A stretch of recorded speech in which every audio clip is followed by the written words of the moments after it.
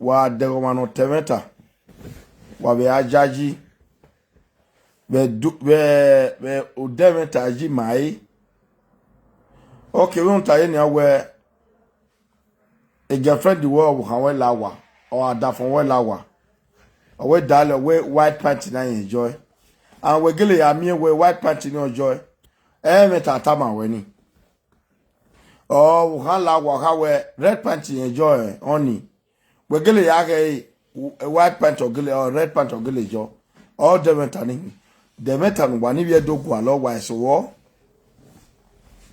the metan wa gwalona no ma yesu wa bo Elijah Menedia, well, yes. When no one agije, no way your beer Melissa.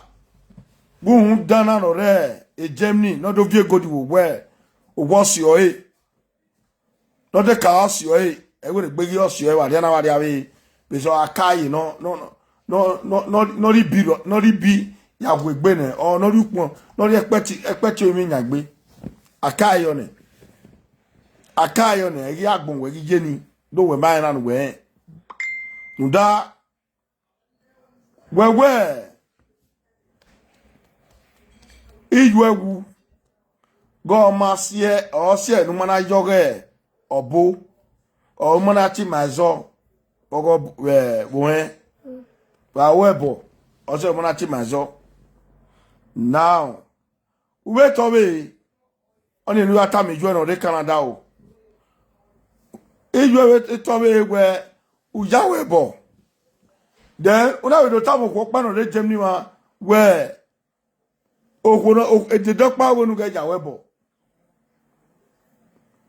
emi hara kawa leba e de na bie godi na me ma ladian ita said yo we bie godi re na ga mo me na ladian Facebook bie godi re na ga mo me na ladian Facebook we okpanu ti alele won e goji wa no boyfriend we ni goji ga no o me boss no yara but le ba se ba e ogwe that e give that wo na a company have your close your rek to kai emeta ina we utogi okpani yere wo na awo si o e mani munalele wa mi agbala wa me what of your good? You can't touch it on Hamene. Deu, una abie, una atie, una finfo, una atie, skimi ya. Eskimi ya na accusation na. Ama, di mo fi ma la video ni ha. Woka wati egu bovie, ena na yari bebogi ya. Edi skimi ya, tama we, oyera agbon, o wato. Oh, toss it, yeah. Oh, no, we are the people here. Gloria, no, we Joy Binoba. A Gloria, no, we Joy Binoba. Where's there you are? Need one and lame, we were. Where's there you are? When I do cheer, or what pan away a cocoa wedding. Oh, when away a cocoa. It make a video and one. What I when you did you no to also when I had your dear body. But whatever you were tired, the video me act bena where Ujawebo who said the yagin. I mean I go okay. However, no Joe no said the yagwe, madam said the egume. Sister we very line ya. We don't send the egg don't send the egg. Ami wase ena pagbe ena ari bebo guwa bayila la kare guwa kedo ade o akare guwa kedo ade o majo ndoku na iba yeku ewe ndoku na emu wa ogbegwe oni ije fe na emu wa ogbe wo jugelehin ona yeku ona dokun ni ogu dokun ni we utiebo where would you bo? That day, match your yo. Edo, do wanagile atemeta. Waya fe ya wayelala. Wajawe awosomba. waje awe waje gwa o ma ati o ma zo o ma na pa me ba to wani be ko ni awe na ati e boy yo a wani we ati a no pa we ave ti no pa we ba doju lawe area mi de we do a me ma understand wa area mi de we do a ke tele ade me ma bi de wo gwen na do ko e bogyo ma gbero ma we mi we obowe ma se ame no re aka imae imatan ewo o fi gbon ma lawon nu e boy asekinije esekinije but we dey ya me la lo ne e bo ma gbo e na o ya gbo aho e do wu ya me la lo we na ita e ko no na che bo ni we la lo ye no sunu gwen tebe ni ese bo wa do se lo bo na zoro na gbe do wona bo gbe ibi e ya no e no me ba gbona ya fe no we we ni a owuti ebo o se na la je na we ijefe we ma video ni we na chebo ye dale mi amaka ye ni na we ne pa ye na we ni we amaka ye wo de atebo ni atebo ya or give Caesar what belong to Caesar. Give Caesar what belong to Caesar. Because Emena, one if you do one tota, one if you do ya fe, no gele bien o, que no bien que ya, que no modo, que ni je bien, que no me babo, que no me obo, one tota, then me ya bema, me have you a gold. Now, Italy said your way, go on up to me gold. Go on up to me gold. When I what of the gold, what we get the gold? Or so when on lawo wa. Nu wa egba mu nu susu gbe. No ekene ekpeti weje. No ekene e cupboard we go dey da. No mi ya fe wa we nu yajiku. De ebi wi edere dore wo wa no e. Ma je gbe we akwa yakwa o edere dore yo. O ma ne mu. Ma ibe no e ne edere na we o mania. Pe no wi je na obogele we ragbona. Aze ba ne mi wase as ma ne do ya to ne. So e mana we ladian. We do ma hin. Mana we ladian. Jona the picture na yo awe onona ariona yo onona ariona yo onona ariona yo onona ariona yo we onano ona wewo owe ona onhewo boto mala oma enyora wa boto henwo wa re ogo na beta jawe pa ajogo bodo obedo nibun jawe balare kore yoba ana we lare ko awe ye wa wewe ni wieko je awe yoba ni wewe ni aje upa wa no owe na ya fe we wagba owe wagwe ya ye wa de pala jan owe owo no na no awa we pichi je melisa aye man ni bejoe man ni bejoe man ni bedo na ni bedo we bona esowo no we mi ma ya we gele we ladian ya ladian we payen no e payen no but all logo ke miekwe no da na last social media ne but wa go ga tie we o ga tie we epa you know how yen na show e o ke ni mewu yen e na show me ina odi do bie godi ni agbon awayo a ye kwede ponzi me go ni we gulo yo wa o but we ya we na e godi re no iwe ya lo yo wa o we ikpa ni aye wo me wa da me yo igure na ye ri me ne Yana ari go na ri gyobo. There go ya ri gyo. Egumeta. Imna wo ma se o ke no ma ta wagbona. Me ni ri gyobo o ni ya ta mo e o ajela la o. Me ge ajela la gbe message den re won. Makoide. Ogbe message na re. Owe ye tete boyo. Ah, ajela la working. Mama ajela la gbagbo won me ke ari we. Ona we ni 100,000 ya account o. De ba na adelere ni o. E de Saturday no. Me go send the message yo go hame. O hame na mu meni ni get now the message na we gay ni be gay. E gay na we ma na ke gbe na wo ma. E problem mi ro. E na do ti wa yi lala. Lade wo ise na re iya tiyen o. Iya tiyen o. Ya ma gegbe okin o. Iya tiyen o. Ya we e tie bo o ni e tie bo o. Ami ni ma ta lo. Na okay problem mi ro.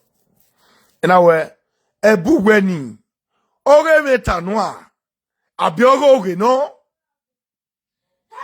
oge metanu so medigo nu gwene igo no ke ya we di nu e na wonu do tamu wa ni bi agbon nu gwe kene me die nu gwe gbegbe me na nu gwe wonu bi go tu mere ni egbe wo wonu bi go tu mere ni egbe wo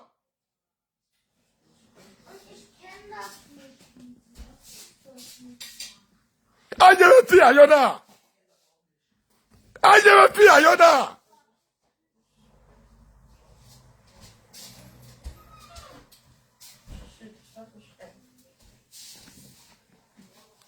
era o ilala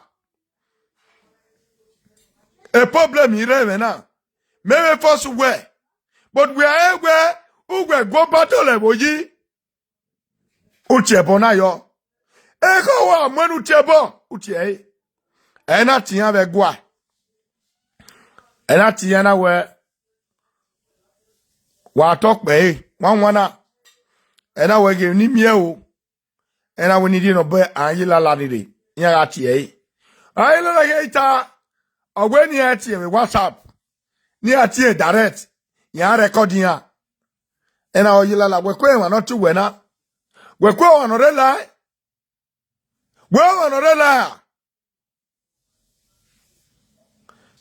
ena we ni tamu wa wi agbon wa ge kira agbon ya agbon wa ge ne ebe do so ye I be ari bench won ta be there yo ije fi ma ni yiti e bonu e no say ma ni yiti e bonu na ya wa do togu cause I nya me ne nwa na I don't even me no nwa na don't when me like ya wa do togu obo won ilala o demeta ete mi gwayi benu ya ke me na de kedo ade benu ya lele hia kade ede bo topo no aje ede o ma no be temeta o anu we o ni go back to level yi ede o be ya tai now they no see any na police mo boni we dede o ni je feta for one e no see na police mo boni we meredo Otewe down win election as a deputy governor.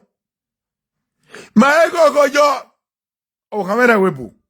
Okay, we here do. Ugado matama we unhewo. What the no man idea no bo hame or no be me or manu we ginima do be me no. We do siko we la no be di mofi me. I don't tear the mofi ezo be mana. No a day. They might today if they phone. Yet you go a bonny one. You talk when walk. Benny yes, walk. It may yo a bonny no where. A mana. Iare doa. Iare weboa. Woman. We are a webu. On our ma. Giete boyo. That were I were already. Already not be any wet ya. Yedut area ya tebo wedo bunu tagu no be me mudie no pa mudia o de mu gbe ma ni bi arewa then you talk on telephone Many years we I talk we make we our tie boyo. Eri me ya chebo wedo. Ave gwa le kuwe na abie e party go abie ofo awaki e. Ale kuwe na abie party go. You might understand the guy if you do so now. If you don't work back bay. Onye break bene. Onye break bene. Don't we ma regular. Don't we ma bien go to regular. We ma understand if you do. We ma bien go to regular. Regular ne bo wa kwebo. Aboni amu gbe Frank, whether the Frank man I ku ejo wa.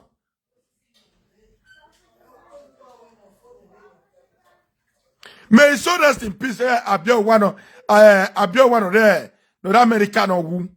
Me mamie de one de win ya chebo. Ma we tell you about go yere. Well, we nakedness when we are zigo no was what do bulle Facebook. What do bulle? What do bulle? Again me na gwa magbera again Obi ayame not to no there, do two.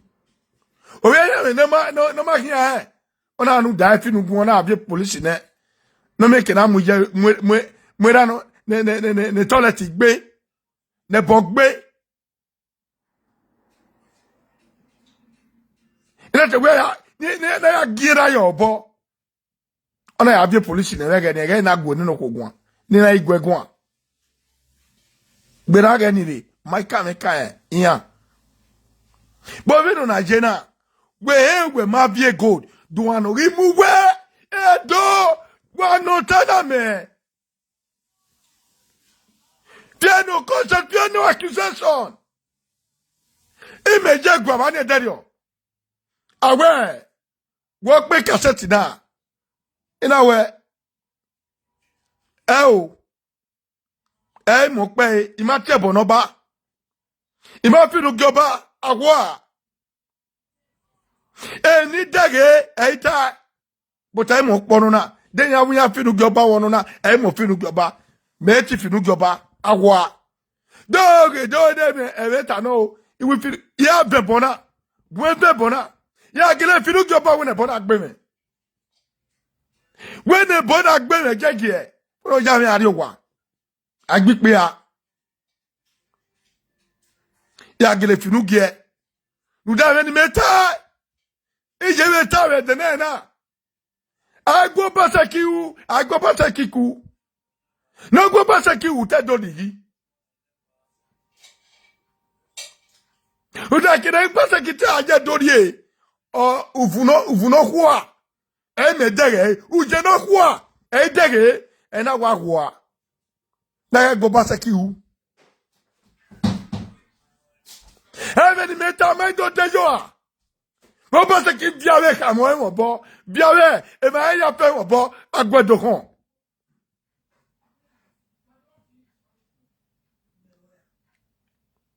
When I tell no sia, do no yesia na do video. Di mo fi yesia na do video.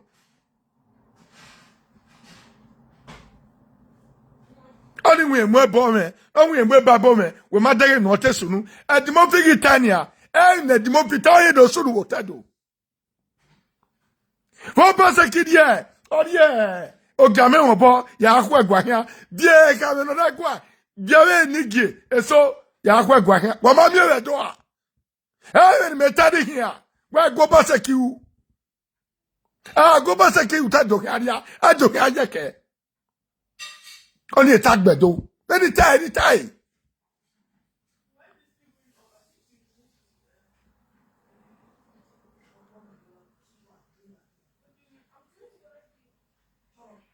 Enwa ya gbo fenera ke nene gwo ga ke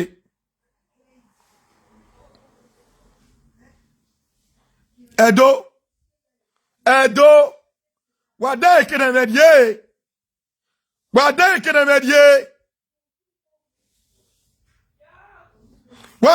medie ya bribe.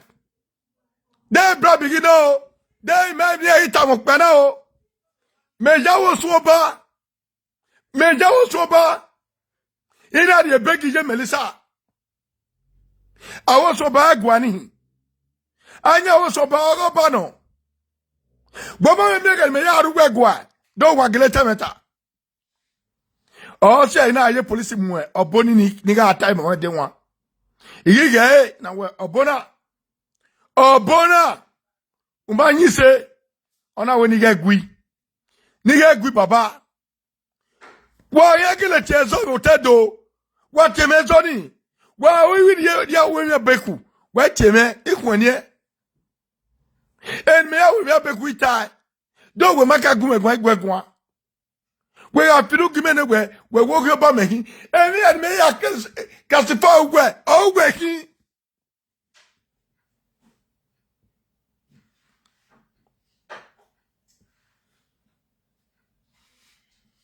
Do go ba mehi o ti me ege lagwa. Do go ba mehi me lagwa the second time.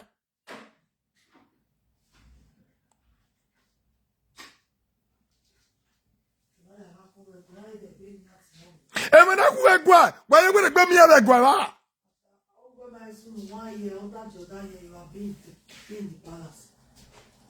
I was going. Emani regwa ya fati me ma. Me karuleti e. Ave kame. Ave chief.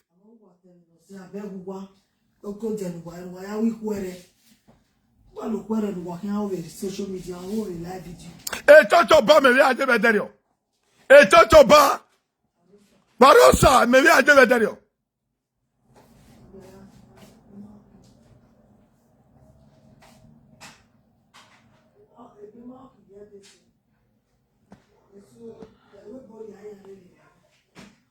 So when the time wa ni bun ya fe wa dage anywhere no ye we gbede ba je Melissa glory gbinoba no ye we gbede ba e omo no je we so kan awu e o te dona o kan awu e o te we bona e no da we so kan ya la o kan la e no jo wa se wa ya o wa ya o e no ye we gbede god ye Omonoja was why high.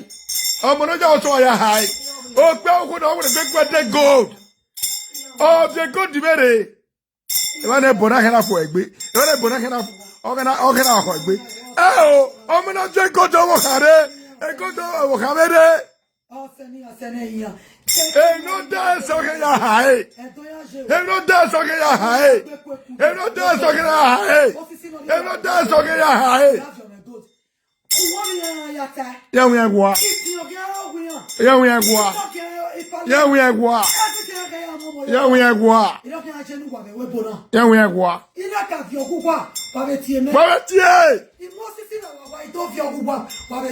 Even when you went here,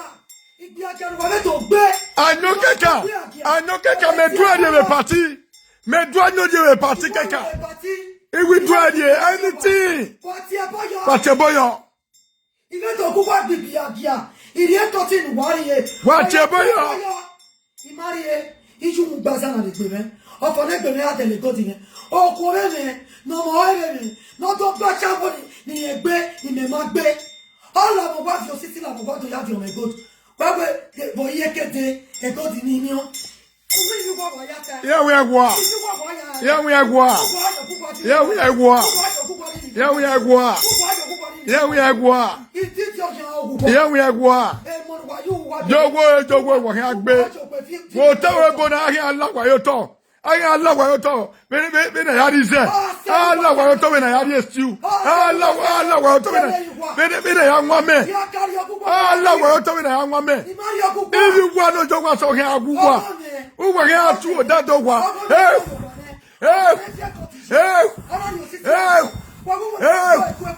If you want to pass it, I am your top.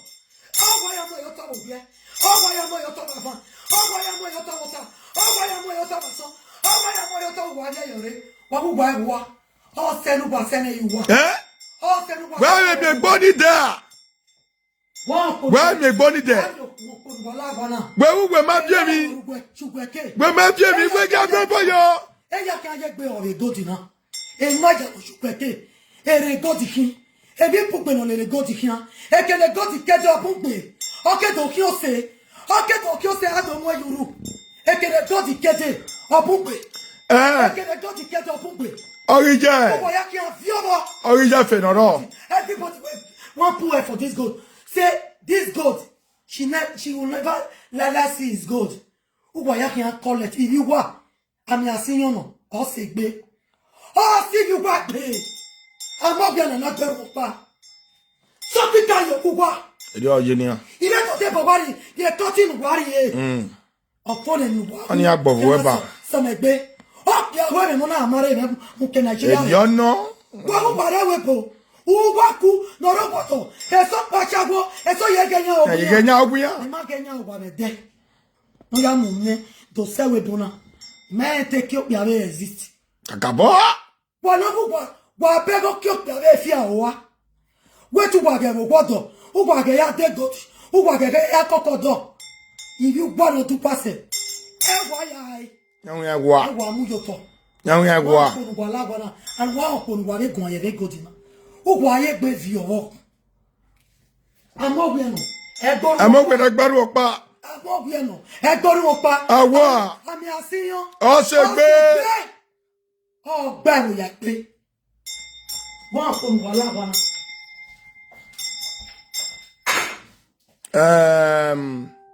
Debbie. Ti dokuma. Maon. Ti dokuma maon ni gu egun. So why call the neck boy? Mom. If I'm getting like this, it's what I like most. It's what I love. I'll say another joy. Why I love it while you're there. More motivated, yeah. It does. More motivated, yeah. Because that's true. That's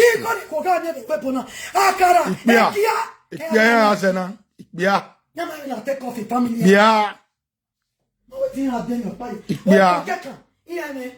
One is someone what the Apollo. Oh, what can it do? Itu, oh, Pelata. I get now, we are. But don't bring me on. Yeah, can't we are not. Yana, I take me a delegate. Eh, so, yeah, more we are here. And I take me a delegate. After many be a Ghanaian baby weapon. After many be a gear. Oh, one boy in Nigeria. I get here. I have the good. Shame. Oh, what are they again? Water. Oh, go and go to let you agba igbi. Oh, what are you going water? Oh, money, not in the pier. Hey, after tell ya lua your boy. Who? Oh, what are you water? Go water there. We are we carry by. We are we carry go away. We don't water. Enu that was why I.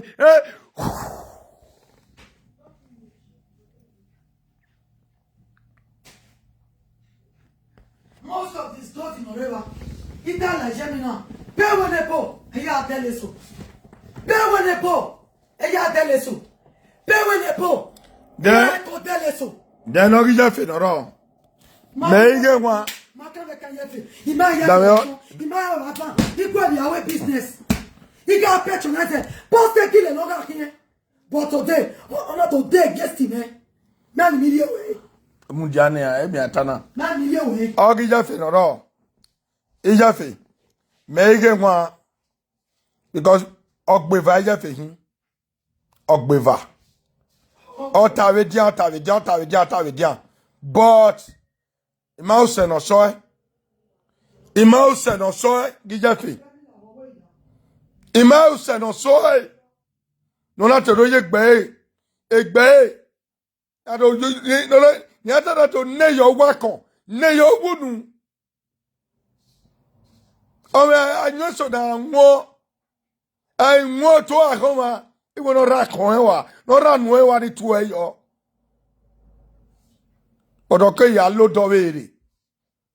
Oige gwe nya ya pagbedo la sagano. Ona ya tie, won aye la lapa. Mege won aye la ni, odo tie me. And or seven, o severo ye na ote no odo tiwe na we ye ya mi o ma o wa na ti o ma zo uti o ma ni enu pa duwe wo gi me ti se ya ti e bo o ma ni ma na ku ni wa mebo gbe oso egbe o wa ni ma na ku ni wa mebo gbe oso egbe bodo dewo ne ke da ku ni o we mi o do a o se onu he na le a me ma we mi do ye begu me ikwo ni we me go ni gele ti me go ayilala o ti me no iga o bo sunu o wo pa no de Canada we yin se do seto eri megi ti en igbe aja ti en no na ina won ma we mi do e down o do ina we e video no wu awin ogun oba ena we ta ma we ogun oba ni e ya gbina ne we awe juma traffic ni ogun oba ni e ya sevedo ogun oba ni e ya tendomu na me we juma trafficking stop control stop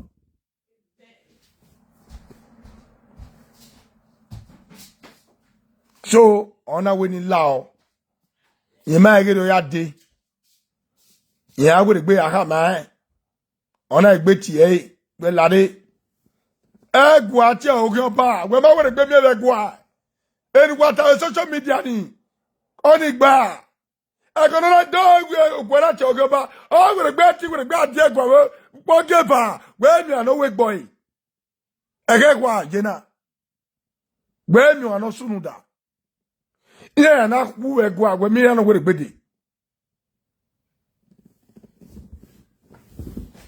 the gbe no sunu da already mo fini una gbe mi o oba ogwe de gbe ti e no ade ona gbe ade so enu tani edimo fi agbo e ona zolo we bie agbon ayo ni la wowo ni wa la ho ni la o de Saturday na ena we aje we catch we wege ni we ya do me go divio ndem election e ga no but ma win ne ini wo we ati ezo away 100,000 na wa ko kai 11 na wari your account anywhere o pe o pa no won yila la hin ime no we ata ma we wa ye ti ata ba wo ko ba o ga hin ona me letter we ye return case ni yin yi ti ni dori go me awa mi gbo ni a awa wana de bot ye wo de ni mana ya no we gwa do yila la ki le no eto ya no we gwa ye ri se gwa na ita ma ya obia ni le live video ri da me o e ena we ye bie won yo to ona we ni law ni di no ba ni ya be tie won yi lala no kwa yin wa be ya be tie na wo wa wo tie so yefe ndo pe ani won yi lala ni ena do tie again na egbe tie zo wa e mo so bebo e wa kwa se ye mana bebo ya se dona o je ya alega ya ke toni no gba ke ya ya alega ya ya alega ya somo ma ya fe ajugwegwa ma ya fe ajugwegwa aboni tabon ave bonu mana ibo bie go di mare me no wa we buse no wa bie ya de ejo pawe line wo mama unu bi ogo ma be bae mama unu bi ogwe bae mama unu we go yo me no go di ma ejo pa line wo wa we bie ya pe wa me go du wa o eme na ma ko mu yo to we ma ko mu na yo to we because mama ji go wa pa do wa won gwi mo we go yi go we at the go do see me magic one pa de good imam wa go de good So any.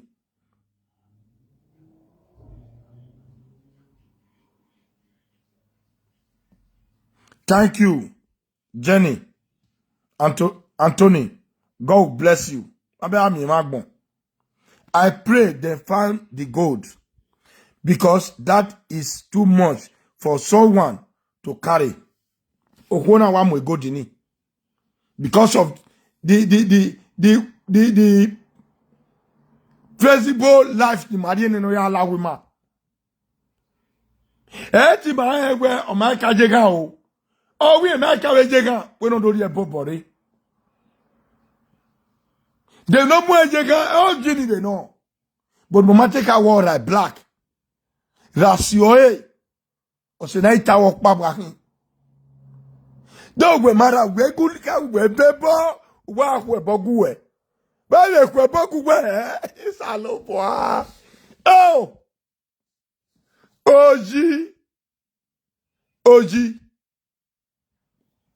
Oji no de si bon alawa.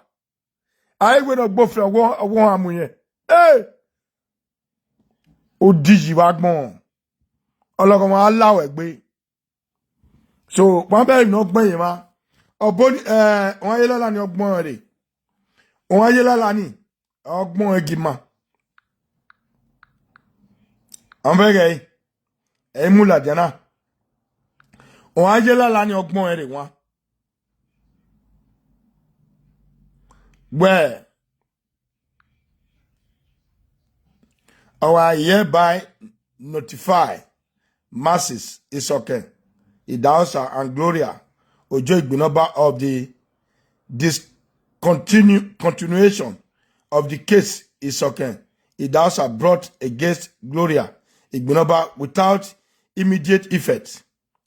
The discontinuation is as a result of some emerging facts that were not known to my temple at the time of the initiation of the case. Isoken, please let us have your bank details to refund this summon fees. We sincerely apologize for this tone of event. Obara Tokbe, he said. Wabege, wayilala. Onye no we man, no we go battle like yo. Ajo wo soba. O so bara wa ave mi gbona ina de big here. O gbona na le, Gloria Igbinoba na le. Ona no ile ti we jona ni a. Ave ya bribe bona ne. Awo so ba ma ja bribe. O ma ja bribe. Ona le. Igo eti mi adigo me aso wane me kesa wa yelalani. E di mo people wa de o. But man na tell boni we dey Saturday.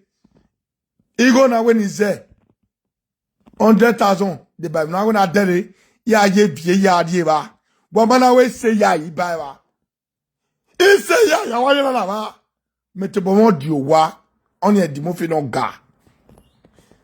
That wa go ba dole body ji wa tona wa ya pe wa ta. Not go ba dole wo yi. All here go ba dole wo yi.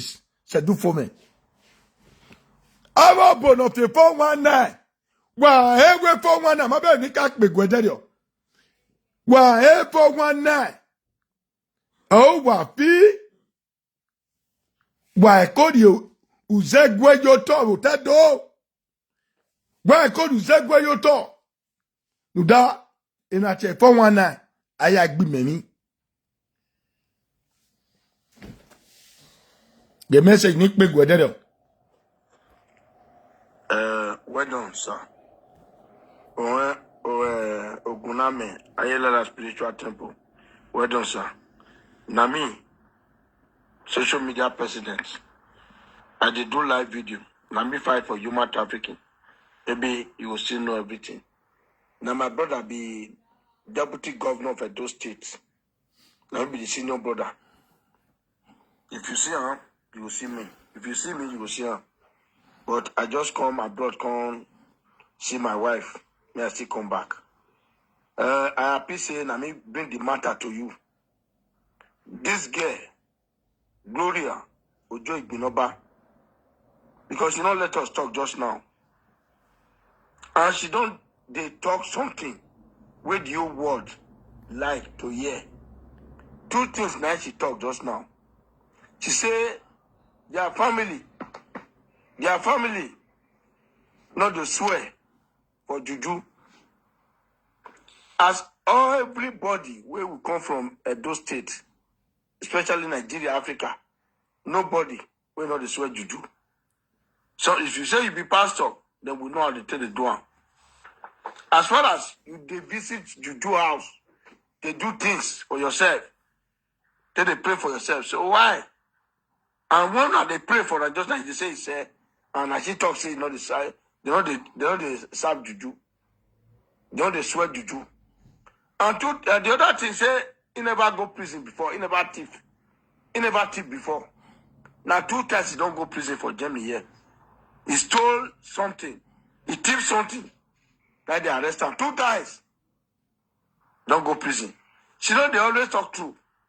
She says she want to use money to make it take bribe anybody. I beg, Ogasa. Our Baba don't talk her. God don't talk. God, me no say yes. Anything bribe, this or Yilala, I feel deny. But our Baba himself, Oba, this present Oba don't talk her. Say any juju for Bini, we go collect bribe, make they turn the case. He say everything we get from A to Z, all of them go destroy. Go use the hand to bury them. Anything where they do, not going to go forward because people that juju where they at those state, now that one they say spoil some, where no they work. They go know the truth. They'll go collect money. Say no worry. Let me use this swear. I'll go return now. If you see for live video now, nobody they respect juju, but this now no go be like that. Now you go tell the whole world, say yes. As you stand, you must see the truth. I beg, sir. I beg, sir. I want to see the positive side for your side. Make that juju they promote you and promote your family. Person way know. That's why I be. Because if they not steal my wife gold, they not steal my gold. Nothing where they carry me come any juju. But I they do juju to save myself. But me know 100% that this woman. Like career. Why I not go how many people they Germany? Why I not go suspend them? She don't Samara. Samara don't enter in mouth just now. So I beg. Me want beg you. May you stand for the truth. No word. No say yes. Because now video, live video. Now go put everything. May the whole world see her. God bless you, sir. God bless you and bless your children. I beg, stand for the truth. Nothing but the truth. God bless you. You see the message we have sent for this man? You see the message? So, he can't call me. He say, me, I not worry. The truth, next time. This one go swear. This one go swear. Then, in Juju, we go visit who carry our gold. I don't get panic. I don't get problem. Because true. Now this woman go carry my gold. Now go carry my wife gold. No be other person. That boy when we talk, say, he know say this woman they come our house. Now so we talk her. No be that boy come here. No be that boy come steal our gold. But he here, he throw away here. But the mama Melissa and those white people, Mama Melissa, the boyfriend, the boys where they work for a boyfriend, now they go carry, now the rich go carry our gold. Mama Melissa follow them come. Because if Mama Melissa not follow them come, those people not fit carry come single. They'll go to carry bag where they go party, or a bona they swallow like that. Or a bona they swallow like that. Now Mama Melissa followed them come this house. Pack all my wife gold plus my gold. Say Bodwe. I beg una. I beg una oh. Now don't know the truth oh. Now don't know the truth. Now don't know the truth. The whole world now they talk to so. Now don't know the truth oh. Be the people.